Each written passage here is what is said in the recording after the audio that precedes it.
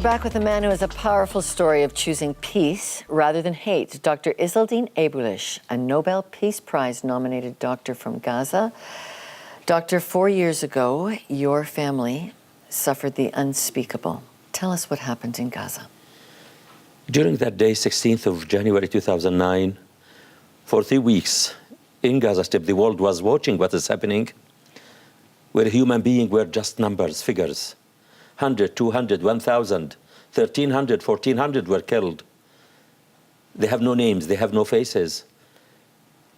4:45 p.m. is the day when the Israeli tanks to bomb my daughter's room, killing 3 daughters and 1 niece. For nothing they did. They were girls that I'm proud of, armed with love, with education, with the plans. They were fighters for humanity, for peace. They became, these beautiful girls, they became parts, drowning in their blood. I don't want anyone on earth to see what did I see.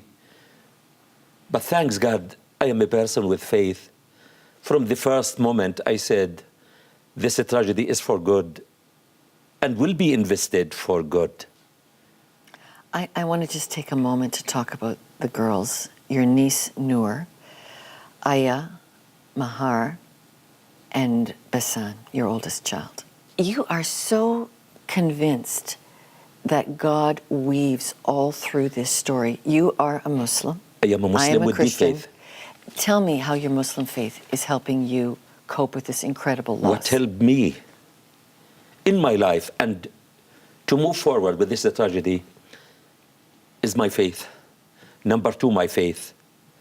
Number 3 is my faith. My education, my profession, and my life experience helped me a lot.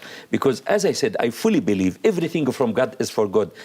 And my faith taught me, you may think something is good immediate, later on to realize it's for good.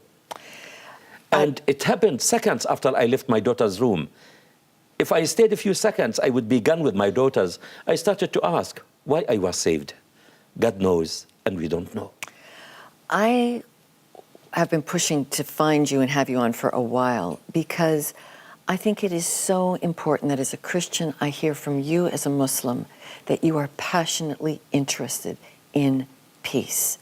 My faith would say, turn the other cheek, forgive the enemy. I find that very difficult. What made it possible for you to forgive the enemies who killed 4 of your intimate family? Forgiveness, it's not a word. Forgiveness is an action. And that's what do we need. To forgive what? I want to forgive the person who killed my daughter, but I want him to be identified and be defined. I don't know who, and to ask for apology. Because the issue all of the time in this world, which is another injustice, to ask the victim to forgive. It's time to encourage the perpetrator to ask for forgiveness, and it's the responsibility of the victim to forgive the perpetrator.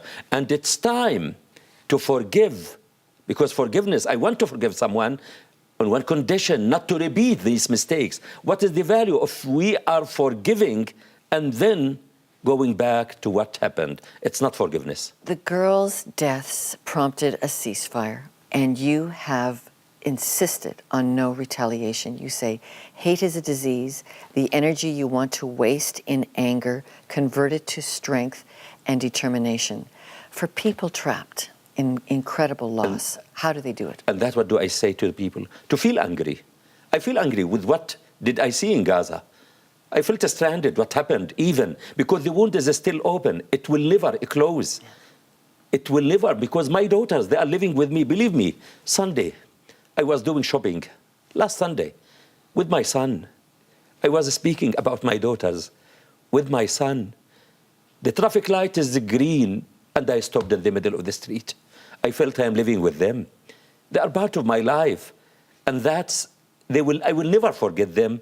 I will never give up, but I will never allow hate to invade me, because I am determined, and I swore to God and to my daughters, I will never rest. I am accountable to my daughters. What did I do for them? To send them prayers and the blessings. Because I fully believe one day I will meet them, but to meet them one day with the big gift, it's the justice for them. And to bring them the justice, it's not with hate. With hate, I am another victim. Don't allow hate to invade you. Instead of that, it challenged the perpetrator to be strong, to be determined, to be steadfast, to move forward. You have been launched into an international stage for peacemaking, not only with a Nobel nomination, but you work now here in Toronto at the University of Toronto as a doctor in our teaching college here. We should mention that 2 months prior to the girls dying, you lost your wife to leukemia. Do you see examples that all of this loss has resulted in hope for peace? As I said, I am coming here because of hope. I am hopeful about the people here to listen and to live with a message to do something. As I said, I will never lose hope. We need to look around, to ask and to learn, and then to act. You see, in this world, hope is there.